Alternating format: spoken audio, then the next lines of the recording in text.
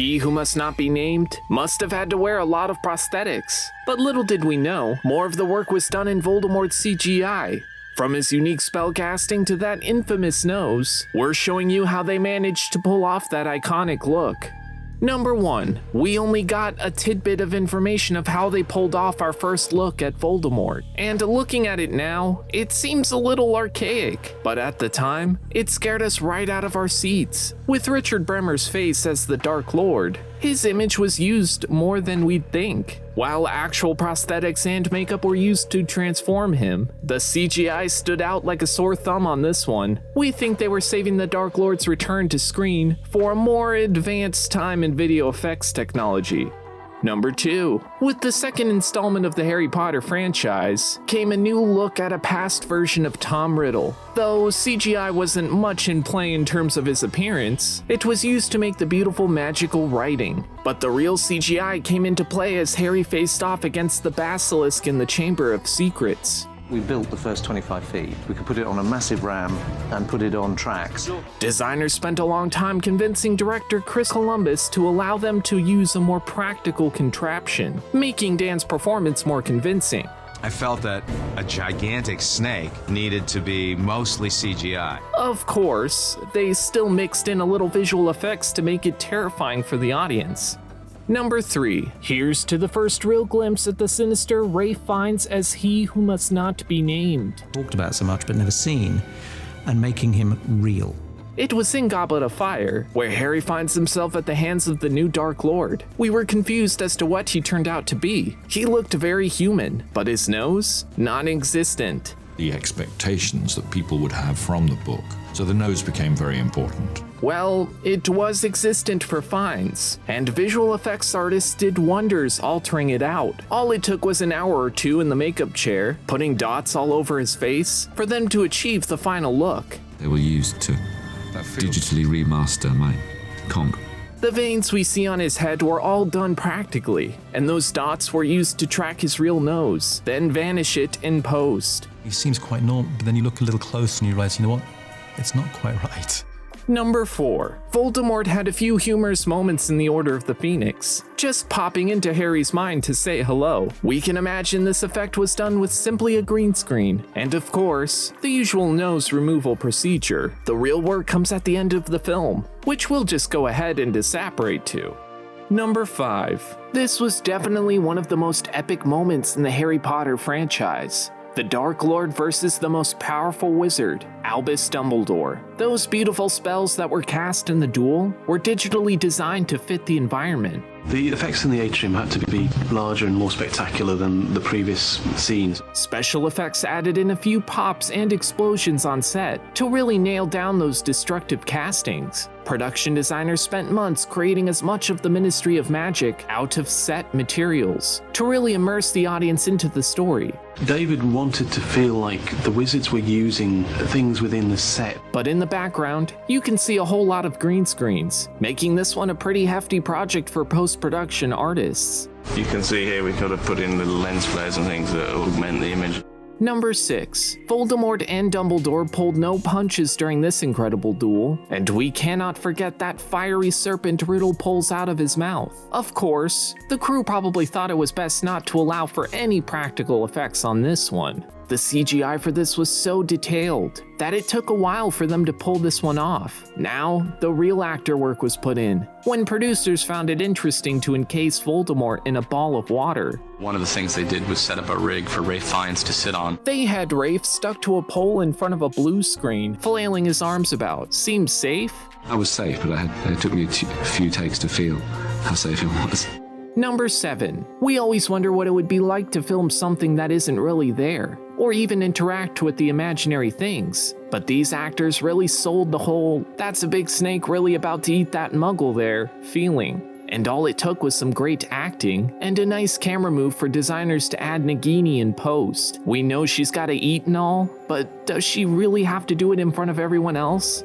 Number 8. The Dark Lord is in full hunt mode in the Deathly Hallows, and even tries ending Harry in the sky. While the work was all put in by Daniel Radcliffe's stunt double, and some impressive visual effects, he still had to do some work behind the scenes. As Harry almost unconsciously locks spells with Voldemort, we get a beautiful visual of the impressive effects work we've seen before.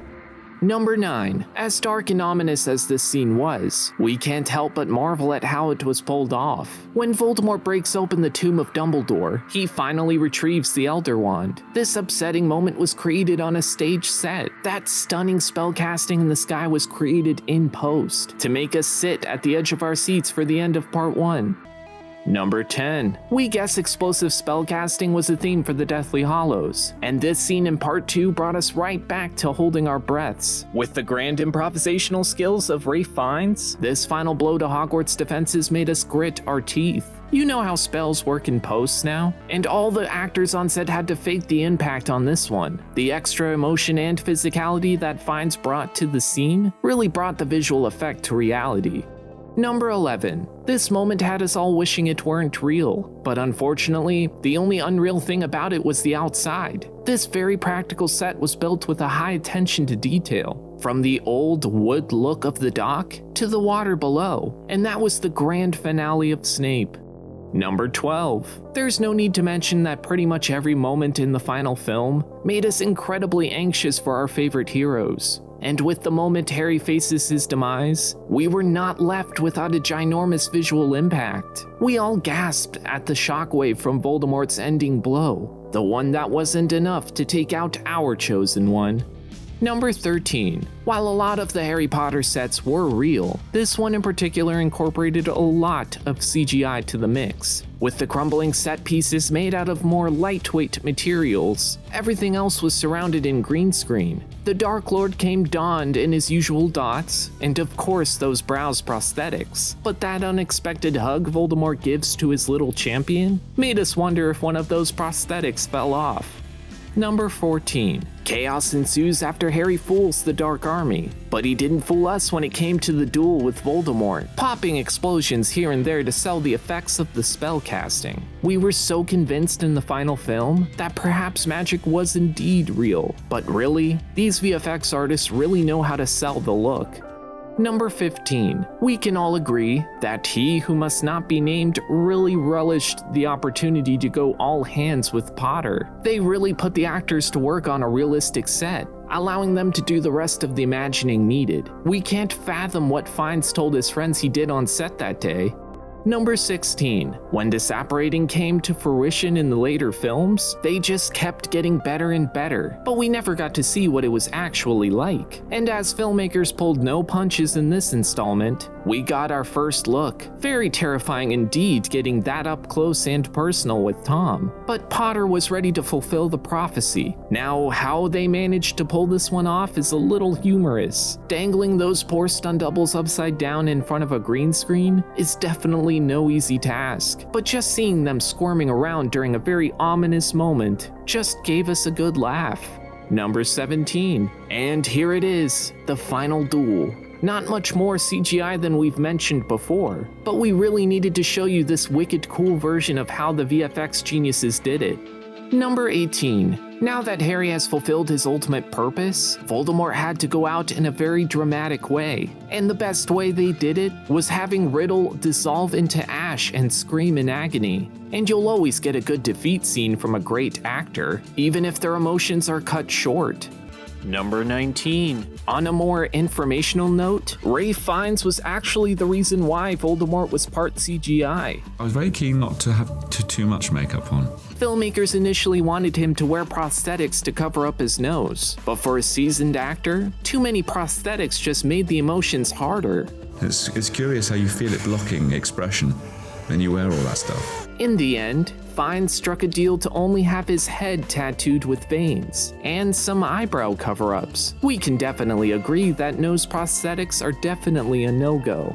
Number 20. For the final bit, we'd like to take things down a hilariously upsetting path. The moment happens as Rafe walks around set in between takes. Of course, wearing the appropriate Dark Lord attire when a kid happens to stumble at his side, and this poor child probably never stepped foot on that set again. I passed by this little child, I just looked at this boy, he just burst into tears. Voldy went through a lot of changes in Harry Potter, but what always remained true for Fiennes? That terrifying serpent nose. Would he have looked better with more prosthetics? Let us know in the comments.